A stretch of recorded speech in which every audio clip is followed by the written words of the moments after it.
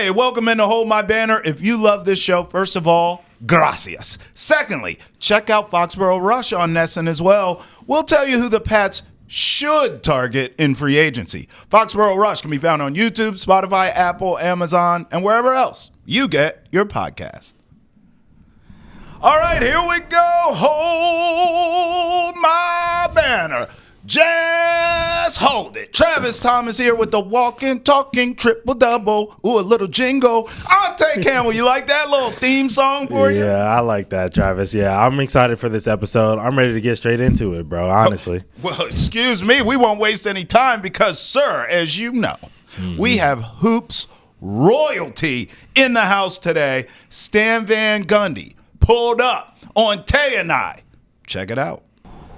Here on Hold My Banner, we're all about giving our hoops legends their flowers. So today we're giving them to Stan Van Gundy, broadcasting and coaching legend. Welcome home, Stan. Welcome home. Well, thanks, guys. Glad to be here. Now, I want to start here because Ante always laughs at this about me, but he knows this about me. I'm the only child, so I've always been fascinated and respect siblings. And I look at you and your brother Jeff, like in my mind, you guys are like the Kelseys or the Harbaughs or the Mannings, you name it, of great brother duos. So let's go back to the beginning. You're a big brother. What was it like growing up with Jeff? What were you two like? I have to imagine very competitive growing up. Just your life story, Stan. No big deal.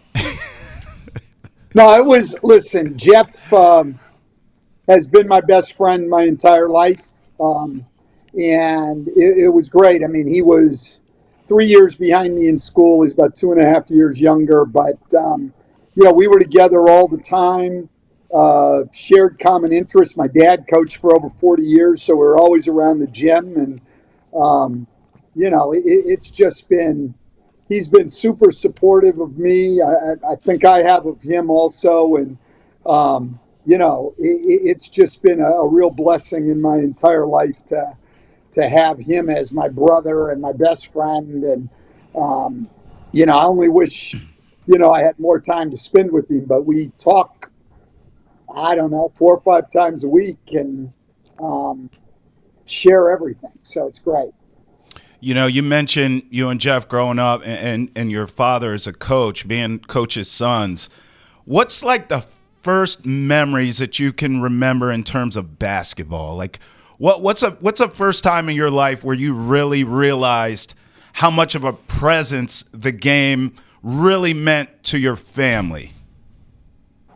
Well, I remember, early on, going to my dad's practices, sitting on the bench at his high school games when he was coaching, and riding on the bus with team to away games and things like that from a very early age, just being around it. I mean, I honestly, I don't remember, guys, a time in my life when I wasn't around basketball teams, basketball players, coaches. My dad's best friends were all coaches, most of them in basketball, but some of them in other sports at the schools he worked at. So I was just around this my entire life. I can't remember a time where basketball and coaching weren't a major part of my life.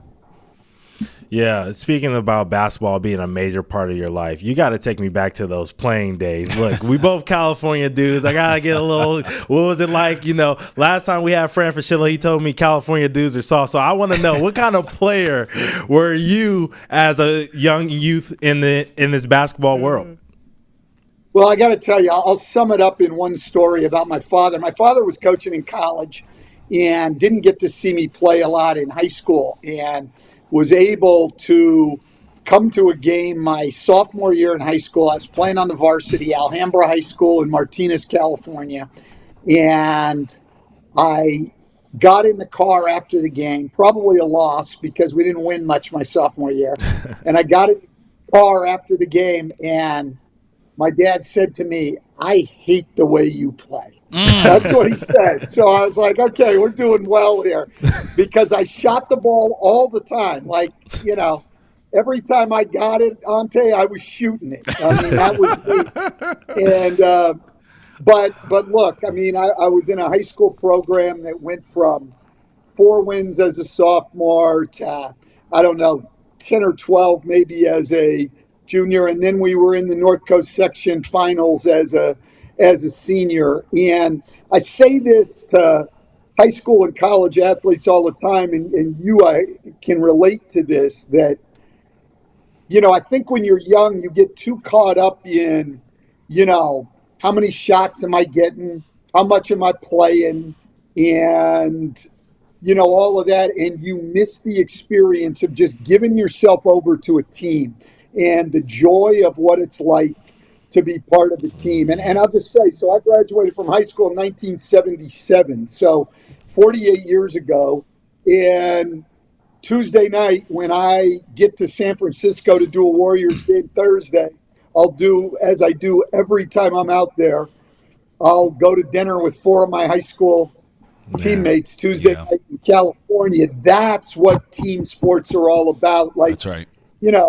Certainly when you're as old as I am, but even younger, no one gives a crap anymore who got shots, who scored points. It was that working together. One of those teammates of mine, a guy named Rob Barker, we got together at the 40th reunion. Alhambra High School honored our high school team, and our high school coach got up and spoke, and he was talking about specific games and, remembering specific things. And then they asked if any of us wanted to speak, and Rob got up and he said, I don't remember any of that. He said, what I remember is these guys were my best friends, and I remember working hard together to make something good, and here we sit 40 years later, and it seems like yesterday. That's how close you are to those guys. That's team sports. And that's what too many, forget the players, that's what too many parents miss. They're all hooked on this, my kid's got to get more playing time. My kid's got to be a star. My kid's got to get a scholarship. And they miss the experience, because not many of us are going to make it to where you did, Ante, to play in Division I basketball, and even fewer are going to make it to the NBA. Yeah. Like, enjoy that high school experience and being part of a team. And, the parents could help that along, and they just don't. And it's really a shame. And I was lucky, even though my dad was a coach, that was the stuff my dad drummed into us at an early age, what it means to be on a team and be a teammate and everything else. And I've still got so much appreciation for the guys I played with and the experience that they gave me. Well, Ante, what's unique about Stan, too, is he played for his dad when he was young and also when he was older. I mean, damn near a grown man in college. Was there a difference there, Stan? Like getting coached by your dad as a kid as opposed to a young adult, was there a difference, or was it really all the same? Did it feel like the same to you because it was your dad? Well, look, my dad didn't actually coach any team I was on when I was younger. I mean, he worked with me. We were in the gym, things like that. But I was at his practices all the time. But because of his job, he had never had a chance to coach me. And then I graduated in Northern California in 1977, and I was going to go to UC Davis. And then the summer after my senior year in high school, my dad got a job back in New York State, coaching Division III team, Brockport State in New York. And it really took me the whole summer to make a decision, but I decided to go back there. And the first 2 years that I played for him in college were really, really difficult. I mean, he was really hard on me, which he was hard on everybody, to be honest, but he was really especially hard on me. And it was difficult. But then the last 2 years, when I'd sort of adjusted and he'd sort of adjusted, my teammates had adjusted to me being on the team, all of it, the last 2 years were just a great experience. And I wouldn't trade those years for anything, because especially when you look back at my age, I got 4 more years of seeing my dad and my mom every day. And so, I think as you get older, you realize you can never have enough time with your parents. And I got those extra 4 years, and the last 2 of them were fabulous experience. So, it was good. Not easy. Look, I mean, I think any of my teammates in college would tell you the same. Like, talking about my dad, they'd say, yeah, coach is tough, but man, he was tough on Stan. Like, I mean, that part was rough. I remember the best game I had early on in my career. I didn't score a lot. I wasn't that good, but I had one game my sophomore year. I had like 16 points, and I was playing really well. And I got beat one time, literally one time defensively. A guy beat me for a layup. I got pulled out of the game and never got back in. He said, all you want to do is shoot the ball. You don't guard anybody. I was like, my God, I got beat one time. One time. It was rough. It was not easy. My dad's a tough guy to satisfy, and but in a good way. Like, he just always thinks you've got more in you, and usually you do. So it was a great experience, and I'm lucky. My dad's 89, my mom's 85. They live about 5 miles from me right now in Florida.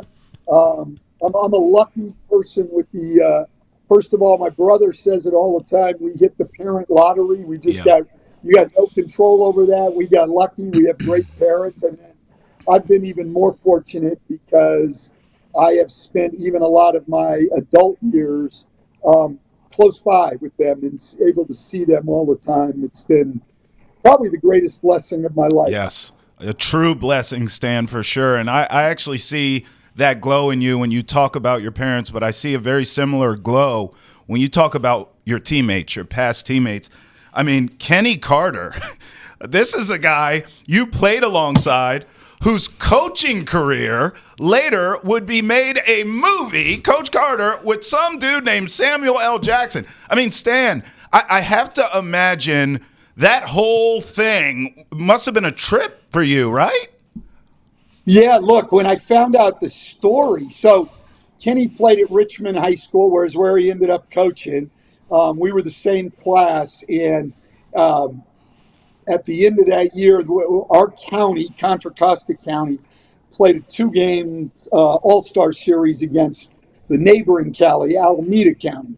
And Kenny and I played we played against each other in high school. He was a lot better than I was. And then we played together in the All-Star game with the teammate I mentioned earlier, Rob Barker of mine, who was on the team we played in that. And then Kenny goes on. And I remember running into Kenny at a Laker game. I was coaching, I forget, I think I was in Orlando at the time, but I might have still been in Miami, actually. But I ran into Kenny and Samuel L. Jackson at a Laker game because they were there doing some promotional stuff for the movie. And my biggest thing with Kenny was, wait a minute, my man, you got Samuel L. Jackson to play you in the movie? Like, I don't want... Kenny did a great job. What he did with that program is phenomenal. He was a great high school player, clearly a great person. But I just want everybody to know, Kenny don't look nothing like Samuel L. Jackson. Nothing.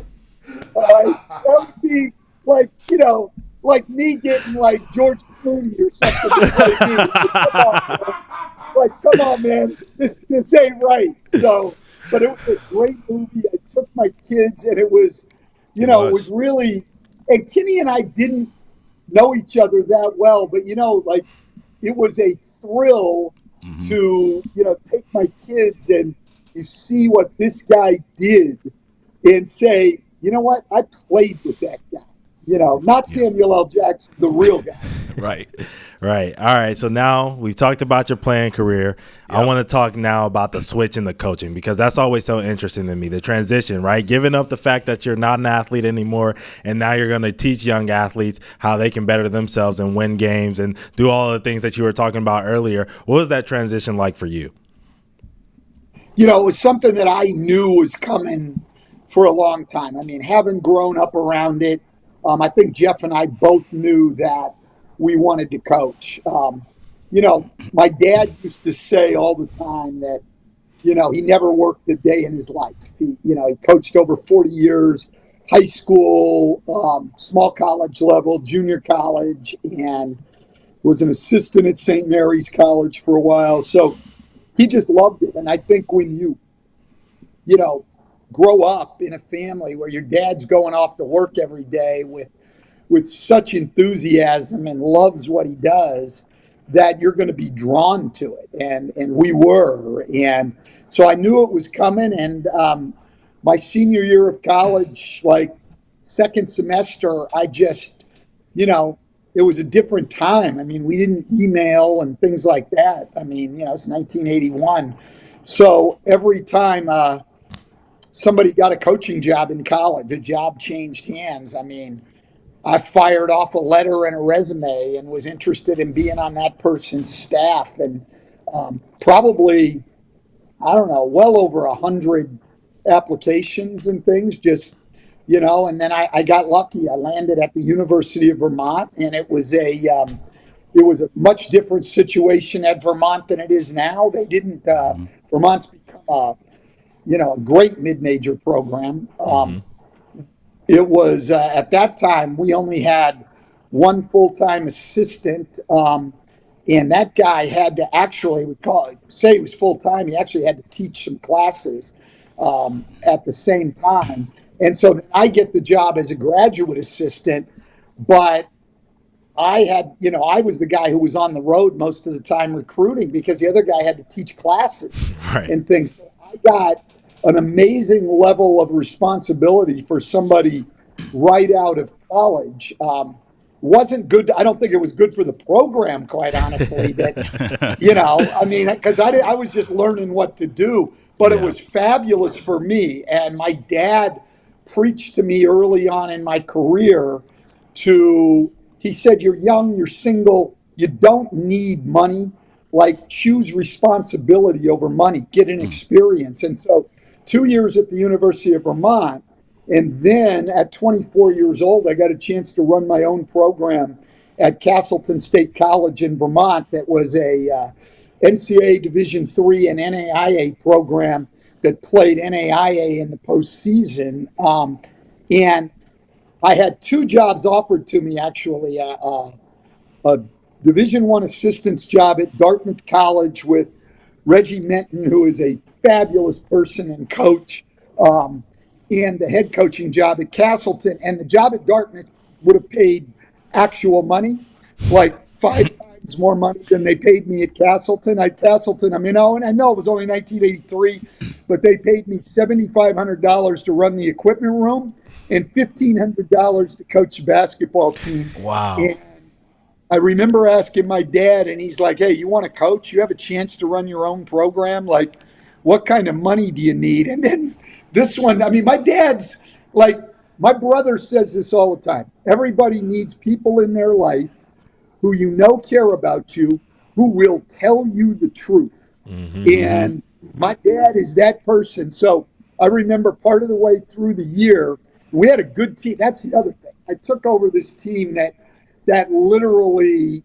my mom could have won with this team. Like, I mean, I had great talent. We went 26-2 my first year, and then we're in the NAIA national tournament my second year.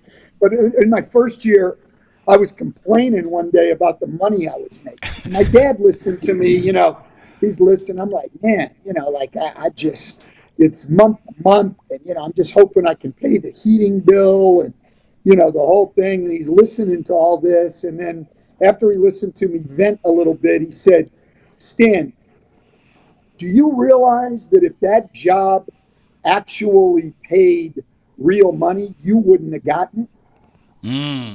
And I was like, yeah, you're right. It would have been a whole different group of people who applied and the whole thing.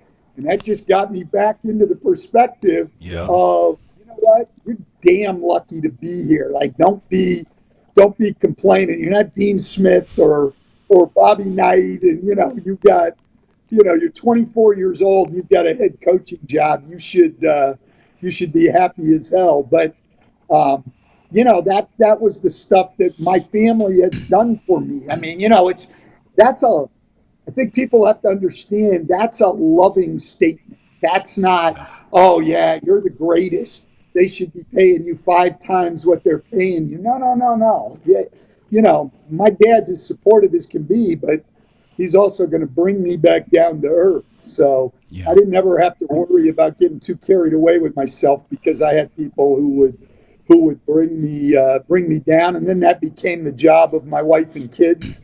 Yeah, everybody. I've had a lot of people who would keep me grounded over the years, Yeah. and I'm very appreciative of that. Well, we're appreciative that your wages eventually went up because you've seen the price of eggs out here, Stan. So we're glad you were able to make things happen. You had early stops, as you said, in Vermont, also Massachusetts at UMass Lowell. I mean, I imagine this area, New England, has to mean something to you, Stan. What does it mean to you? What does this area mean to you? Well, look, I mean, I had some great years there, and I mean, I'll just tell you, Ante worked for the Red Sox. So last season in April, Ante, I was coming. We had the last regular season game that I had for TNT was in Boston. Mm-hmm. Maybe the 11th, something like that, of April. And so, good friend of mine, Freddie Gonzalez, was the bench coach for the Orioles. That's who they were playing that night. Okay.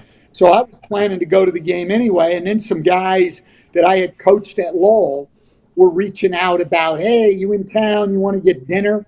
And I said, man, you know what? We haven't gotten together as a whole group in a long time. I got a suite at Fenway, and we had 15 or 20 of us up there in a suite at Fenway from, guys I had coached 35 years before. I mean, again, going back to what I said in my playing days, that's what it's all about. Yeah. I mean, is the people. Yep. And, it's, to be able to spend time with those guys and talk about where they were in their lives and what they had done and laugh and joke and all of that. I mean, that's what it's all about. And I remember the people of New England, still many, many,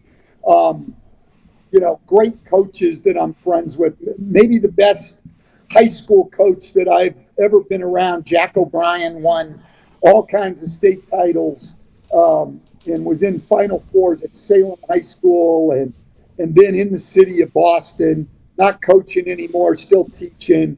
Just a fabulous, fabulous coach. Dana Skinner, who was my AD at Lowell, before that the assistant AD, had been drafted by the Celtics coming out of college at Merrimack, has helped take 2 programs in Lowell and Merrimack from Division II to Division I.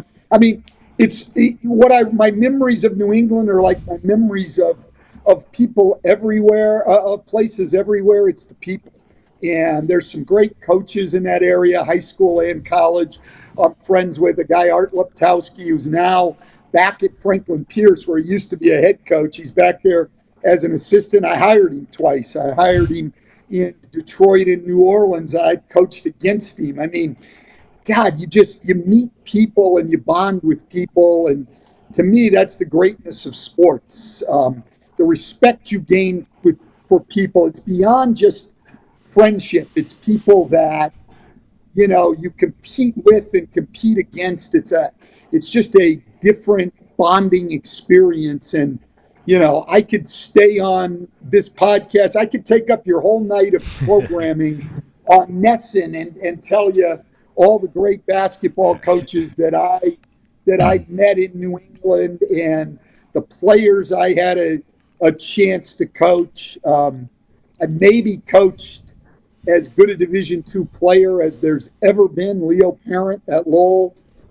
They won the national championship the year before I got there. Leo had played Division I at Manhattan College and had been great there, but came back home for family reasons, just an unbelievable player, and then became a great high school coach at Salem in New Hampshire. I mean, look, it's on and on and on and on. I mean, of people that I remember from that area. So, yeah, a lot of fond memories. None of them of the Celtics, by the way. None of them of the Celtics, because it's been me or my brother competing against them for so long. And, they were so good. And then Jeff took a year and worked for them last year. Yep. And even he said, like, throwing on a Boston Celtics T-shirt to go to practice the first time was just like, ooh, this is different, and took some adjusting to. And for me to turn their game on TV and be rooting for the Celtics, it was like, God, what is happening? But great respect, always for that organization and everything else. I mean, and then, going to Fenway Park, man, I had never been until I worked in Lowell, and, going to Fenway Park is just, I still try to get there every once in a while. I mean, to me, and my son and I are on a slow quest to hit every major league park in the country, and I've been to some great ones, but give me Fenway and Wrigley, any day. And so, I mean, look, memories of New England. I'll tell you what now, for your fans out there, if they haven't been, in the north end of Boston, maybe the best Italian restaurant in the country, Aria. I got my pen right here. Aria in Boston. Okay. All right. Yeah, the owner there, Maximo, PJ Carlissimo, actually turned me on to that place. And one of my play-by-play guys, Brian Anderson, and I have been there more than once. My brother's been there. Like, if I get to Boston, I'm headed to Aria every time. Can't beat the food. So, look, I got memories of a lot of good things. Yeah. How about this, Stan? How about this? Hey, Stan, when you're in town, come to the studio with me and Ante, hang out. We'll go get some good Italian food in the North End together, Stan. I'll tell you what, next time I'm in town, we'll go to Aria together with Maximo. One of the times, last year, the year before, I was in there, and Joey Cora and a bunch of the Red Sox people were in there. So Brian Anderson had been with Joey way back when Joey was in the minor leagues in San Antonio. So ended up getting to meet him, which was a thrill. And he and I knew a lot of the same people from Miami. Sports is as you guys know, it's just a great world. I mean, all of us will say it's a small world, but sports really are. And you get connected. I'm getting excited talking to you guys about New England and all of those connections. So that was a fantastic time. I made great friends and was lucky to work with a lot of people. So, want to hear all about Boston sports? Check out Nesson's daily sports podcast, Boston Has Entered the Chat. You, too, can enter the conversation by tweeting at us using the hashtag NessonChat or email the chat at nesson.com. Boston Has Entered the Chat is available on YouTube, Spotify, Apple, Amazon, and wherever else podcasts are found. Tay, that was a remarkable conversation with Stan. In fact, it was so good that we have two parts. I mean, it was that good. So part 2 will air next week on Hold My Banner. But what an incredible guy. What an incredible basketball family. What an incredible story. Man, definitely. I can't wait for you guys to hear part 2 because we got some more Celtics talk coming from this dude. And he feels a certain type of way. I don't know if Boston fans is going to be happy or sad about this one, but we go figure it out together. Facts. What about this? Pat Riley stories, Shaq stories, Dwayne Wade stories, Kobe. I mean, we got everything. So make sure you keep it locked to Hold My Banner as you always do. As far as the Celtics right now, I mean, Tay, we literally just watched history. So here you see Celtics win by 10, right? No problem, no big deal. They beat the Blazers. But here's the history. Payton Pritchard, 43 points. Derrick White, 41 points. This is the first Celtics duo ever. Think of the history of this franchise with 40-plus points in the same game. Tay, you couldn't tell me that Larry Bird and McHale didn't do this or Havlicek. And, you know what I mean? Like, It's crazy to think, like, wait, ever? Tatum and Brown. Right. Like, ever? Ever. And it's Pritch and Derrick White. And they needed every single one of those buckets too. Facts. Because you and I were wrong. We predicted a blowout in this one. Did we know 3 starters were going to be missing from this one? No, but at the same time, it wasn't as big of a blowout, even with those guys missing as we thought. If you would have told me that this Celtics team still would have won by 20 before the game started without Tatum, I would have been like, of course. Yeah. So for the Blazers to come in and win by 10 was crazy. But this isn't about the Blazers. We'll talk more about them in a minute. This is about Payton Pritchard and Derrick White. But specifically, Payton Pritchard, who was player of the game for the Celtics in this game, dude, he had 43 points, 10 boards, 5 assists. He is third all time in most threes off the bench for any player in NBA history. And he has the second most threes in the game by a Celtics starter or coming off the bench in history. That's crazy. So shout out to Payton Pritchard. It was one of those nights when I was watching the game where Jaylen Brown was like, some nights we're going to let Payton go for 50. We're going to let Payton go for 40. And boy, he took his opportunity and he ran with it, Travis Thomas. Yeah, he really did. Listen, big picture, let's have this conversation. Because we know this to be true. This is one of the reasons this team is a champion. Like, they're just too deep, Ante. And then you think about it, they have the stars too. It's not like this is like a deep team and they kind of roll out almost like hockey lines. Like, they're so deep, they could just – no, they can do that, but they also have stars. Right. And then you got to give credit to Joe Mazzulla. Like, I was so critical of this guy when he took over the job, but I also now have to give props and recognize his growth as a coach. Listen, he grew up fast on the job. This is like on-the-job training, quick, fast, in a hurrah. Like, this guy has had baptism by fire as a head coach. And he has these dudes' attention, and he keeps it, and he keeps them engaged, and they believe in him, and he believes in them. The cohesion's there. The only difference from this season to last season is last season they beat the hell out of everyone. This season, I do think there'll be some challenges along the way in the East and in the finals, potentially, whoever it is. But I have to give credit to Joe Mazzulla, and I just think this team, they are champions because they're too deep. And, oh, by the way, we have stars, too. It's unbelievable. Look, you took it that direction. When I was watching the game, I was sitting there thinking, yo, Payton, yo, D. White, y'all got to chill because it's helping the team. Don't get me wrong. You're right. Championship aspirations are there, but it's hurting Jason Tatum's MVP case year after year after year. It is. This is the reason why people don't take him seriously in the MVP case. And while I'm extremely excited and happy for Payton Pritchard and Derrick White because they work incredibly hard, they deserve to shine in this moment, and the work they put in is a credit to the moment that they had. But this is, in Tatum's case, just like a knock, like, Tatum, he doesn't deserve MVP. Even Payton, he has a sixth man coming off the bench who could drop 40 in the game. They don't even need him. This is all you're going to hear from people outside of Boston, from people outside of New England, is that Jason Tatum has a super team around him, and that's why he doesn't deserve MVP. When you watch those Thunder games, if Shea ain't going, they ain't winning. You know what I'm saying? No, that's a great point. It's one of those things where I'm like, dang, I wish, you couldn't drop 30? No, 40? Right. Like, come on, man. No, listen, I think you're right, and you make a great point about the league MVP. But I think you'll agree with me here that it would actually mean more to Jason Tatum's legacy this season. Forget the league MVP. Get that finals MVP. That's you can worry about the league MVP later. This would have been a tough year for him regardless. You're right.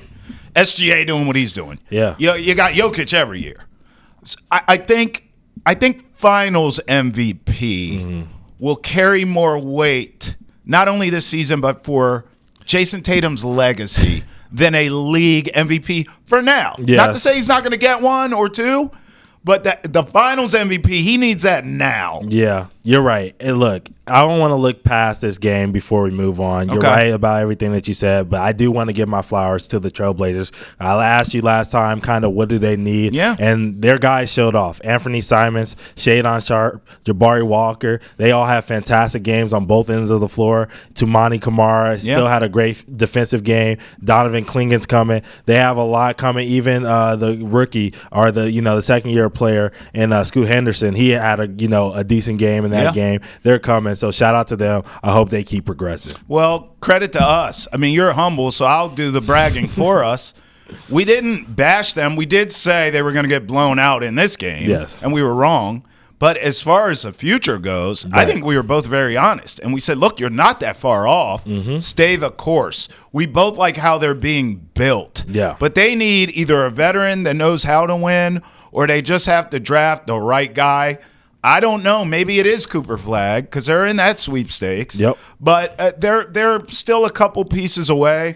But I do think they're headed in the right direction, no doubt about that. What about the fashion of some of these NBA players? Is that headed in the right direction? I think not. More on that in 30 seconds. But if you want the latest on the Patriots and the NFL, look no further than Foxborough Rush. It's available on YouTube, Spotify, Apple, Amazon, and wherever else podcasts are found. All right, Tay, I teased it, and now it's time. Wicked or Kick It! This is where we pretty much judge NBA players' drip. And by judge, I mean harshly. Ante, who we got? First up, we got Jalen Williams. What do you think of this fit from the OKC Thunder? Shout out to League Fit for this photo, Travis Thomas. What's happening? Okay, Greg, can you zoom in here? What's on those hands? Like, I'm before I even judge this outfit, Tay, what is this? What is this, bro? Oh man, dog. What is this? I'm being dead serious. What are those? Like, what are you doing, bro? Like, you can't. It is impossible to punch your way out of a wet paper bag with those sponges on your hands. Like, what's going on? What are these honeycombs? Is he a UFC fighter, but it doesn't hurt when he punches you? Yeah. Like, what is this? Those are the Speed Racer gloves, Travis. That's what those are right there. Take you back, man. Those are the Speed Racer gloves, dog. That's what it is. He's getting ready to go in that Mach 5, dog. That's what those are. Those look like coral reefs on his hands. Yeah. This is stupid. I'm going to kick it. Listen, I didn't even make it to the rest of the outfit. Unless I get an explanation on these damn gloves, I'm going to kick it. I didn't make it to that bag. What you got in that bag? I don't know whose jersey that is. Like, what's going on there? I don't know anything about this outfit, and I can't because I can't get past the sponge hands. You heard of SpongeBob SquarePants, but you ain't heard of square hands. What's your favorite Nelly song? Underlay, mommy, E-I-E-I-O. That's something now. That's exactly what this fit is giving me. Early 2000s. It's awful, dog. You're right. So I'm going to go kick it as well, just because of the gloves. You're right. The gloves. The gloves in the bag really kind of ruined it for me. But otherwise, what are those? Dog, he looks like he's trying to give the worst fist bump of all time. That boy got armadillo hands. Yeah, it's terrible. All right, what about this one? We got Wardell, Stephen Curry on this one. Okay. What do you think of this one? Shout out to League Fits for this photo as well, Travis Thomas. Well, I don't love it. However, what I do like, you can take it full, Greg. What I do like about Steph, look at this. He's just so innocent, isn't he? Yeah, he Look at that face. Baby face assassin. I can't kick this outfit. I can't kick this outfit with that adorable face. He's adorbs. Listen, I don't like this outfit. I think it's trash. But what I like about Steph, like, he dresses his age. How many times you hear me say this, Tay? Yeah. Like, this fit is fine. You know, this is like, he's a dad. I'm a dad. This is what a flashy dad would wear. You know what I mean? Yeah. It's not like the New Balances and hoodie with the slides on by the grill like I wear, you know, with a glass of cognac in one hand and the grill thongs, what you call them, the grill thongs in the other hand. Yeah. it ain't. That's what I wear. Yeah. That's a certain type of dad. Yeah. This is a flashy dad. This is a multi-millionaire. I'm pulling up in the Lambo truck, but the children in the back, dad. Well, you so say it's it age smell like appropriate. money in here. Yeah, it's age appropriate. Yeah. You know what? Again, personally, not my dad style, but it's wicked because it's Steph. Travis, I got a song for you. When it's cold outside, I got the month of May.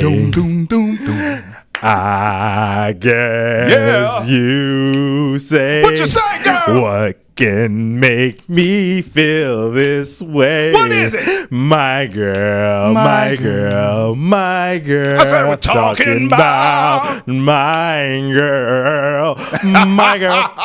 And lucky I ain't got no lighter in there. And that's exactly why I love this fit, because it looks like he's cold outside and he's got his Sharpe on, and he might have even stole this from his wife's closet a little bit. Maybe. And so I'm rocking with it, dog. Yeah. So shout out to you, Steph Curry. No doubt. I'm gonna give this one an 8.2 out of 10. That's that. All right, what That's about that this one? alpaca Definitely right there. wicked. Yeah, alpaca. That's that alpaca. All right, what about this one from Miles Turner? I like Miles Shout Turner. out the Pacers and league fits for this photo. Travis Thomas, what do you think of this one right here? Well, I have so many questions. Let's start with how and why is Miles Turner still on the Pacers? I swear for Lord. Yeah. Every single trade deadline. Trade deadline warrior right Bro, there. but he never leaves. Yeah. The second question I have is, what are those? Greg, can you go to the feet? Now, I just want everybody to know that these Air Jesuses are not cool with me here on Wicked or Kick It. First of all, if you're going to wear some Air Jesuses, don't wear the socks. Let us see your toes and your feet. No, we Let don't them want to see breathe. those. Well, then don't wear them. Those are new cookout Johns. You talking about the cookout Johns with Jalen Williams? Not with the socks. These the new cookout Johns. Not with the socks. I can't. This is a never. Much like Jalen Williams, where I couldn't get past the gloves. Yeah. I can't grade this outfit without. I can't get past the feet, bro. Yeah. Like this is egregious. Look at this. What are we doing here? Now, if you like me and you have gnarly feet and they ugly, then wear some shoes. You can't go sandals with socks, dog. Everybody know that. Hell, my kids are young and they know that. Kick it. Oh, man. Look, I wish I could say this is a wicked, but just like them sandals he got on them feet, he need to kick this outfit and kick them sandals off and never wear them again.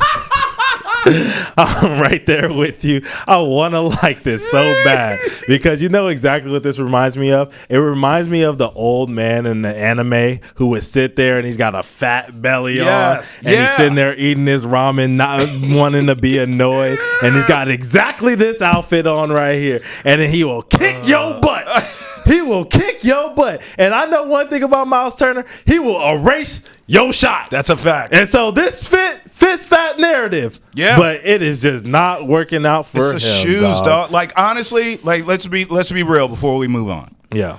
This outfit's giving Ice Road Trucker. So if he wore some boots, Yes. I'd probably go wicked. Yeah, you right. It'd be fringe, but I'd get it. It'd be like a theme. I'd make a joke about being a trucker, and we move on. Yeah. Not that there's anything wrong with Ice Road Truckers or any trucker, Right. But that's what the fit is giving. Yes. But then when you get down Yeah. to them foots, Yeah. nah, kick it. This fit looks like it belongs in Seattle. And from what I know, Miles Turner ain't from there. So it is what it is. Hey, you know the gift that keeps on giving other than these sandals with socks on and these Those gloves. these honeycomb hands?